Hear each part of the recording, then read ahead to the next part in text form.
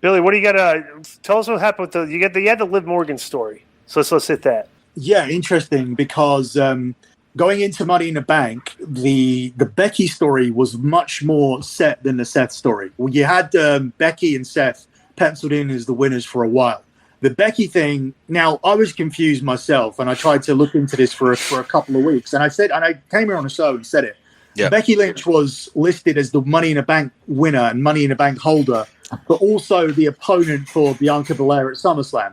And I could not work out how you ended up being both. The idea was very, very simple. They're doing a Becky breakdown story, a Becky rock bottom story, and then where she rises back up and redeems herself by winning the title at WrestleMania. So the way they were getting there was for her to win the Money in the Bank and for her to challenge Bianca at the same time. And she was going to say that I'm saving my Money in the Bank to become Becky Two Belts again. So once I beat Bianca, I'm then going to use the Money in the Bank to go after Ronda. That was the plan. So the plan for SummerSlam was for Becky Lynch to lose 2 matches in the same night, to have a complete mental breakdown, to be the biggest loser, to hit rock bottom of the card, which was basically she's going to lose to Bianca. She's not going to be able to win that rematch. And when she attempted to cash in on Ronda, Ronda was going to beat her as well. So that was how they were going to write Becky off and put her on the redemption path. That was the storyline that they had. So this is what was happening going into Money in the Bank, at which point Ronda Rousey spoke to management and said, we don't need to do this to this extent. Like this story doesn't need to be done this way. It's a waste of Money in the Bank. This is crazy because it's like Brock Lesnar doesn't care about wrestling. He just has to come in. He just wants to get paid. Like Brock Lesnar just wants his money. That's what everybody said for ages till we found out that wasn't true. And this is, again, Ronda Rousey turning around and saying, Liv Morgan is my friend. I want to do this for Liv Morgan. This is what I want to do. So I don't think that we need to do the Becky story. I don't think that Becky needs to hit this level. I think it's enough for her to, just lose to Bianca and then go on the chase after that. So there was agreement, like unanimously across the board, that they would do this. But it came from Ronda Rousey saying that I would like to put Liv over, and then obviously each and every woman agreeing with it because Liv is the most popular person in the female locker room. And collectively... Is she really?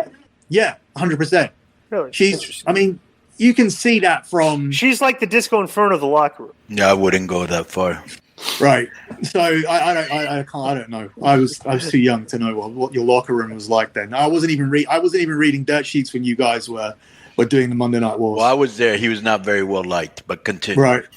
But so this is the key thing. So it was basically determined that Becky, we're doing a redemption story, but we don't need to sacrifice Money in the Bank to tell this story. We don't need it to go low to the point of where she loses a cash in and she loses a title match and does all of this. We can use the Money in the Bank for something else to set up this Ronda Rousey story, which I think inevitably leads to like a heel turn for Ronda, which was coming anyway, because to face Becky Lynch, Ronda has to be the heel.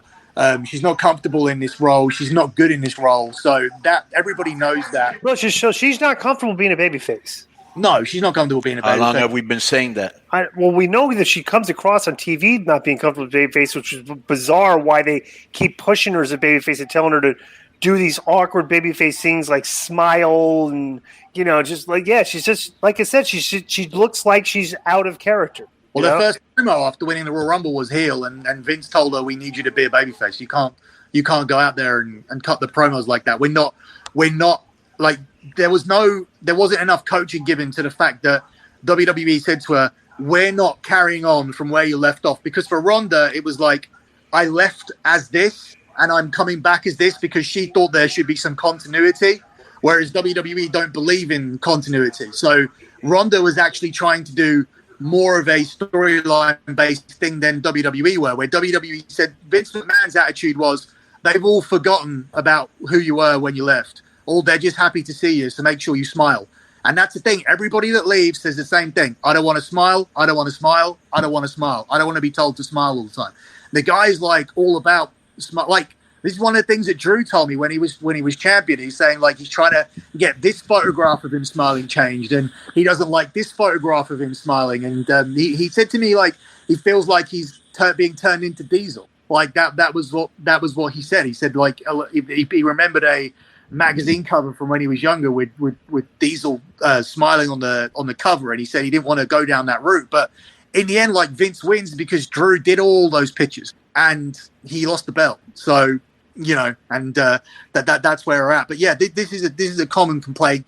And Ronda was forced to be a babyface, and I don't think it works. It doesn't work in terms of the delivery. It doesn't work in merchandising sales. It doesn't work in ratings. At the end of the day, she's still Ronda Rousey, and it will still have a commercial interest, and it will still look good on billboards and whatnot, and she's still a benefit to WWE. But yeah, I think in the end, everybody ends up going down their natural path, and I think a good way to turn heel is to beat Liv, because everybody's happy that she's won.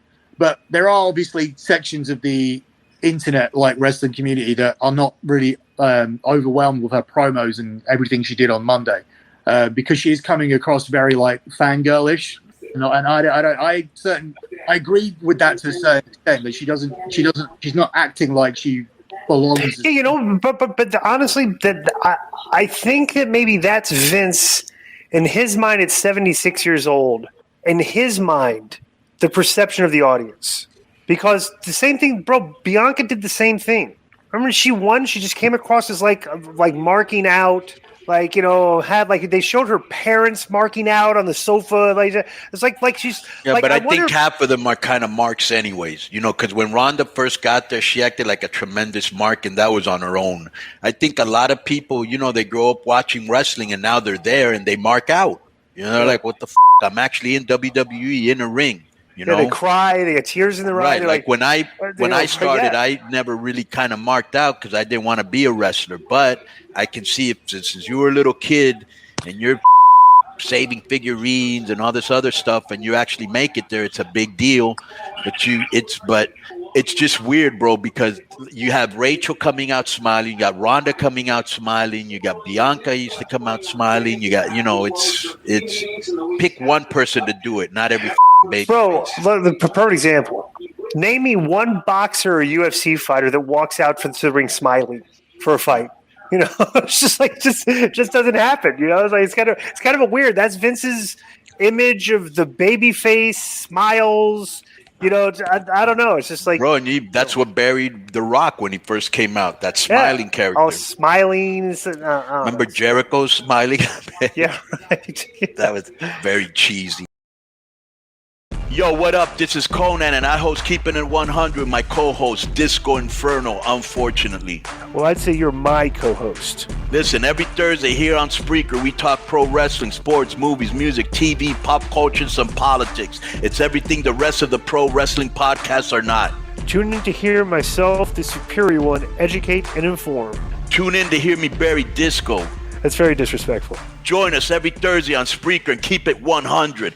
Boom!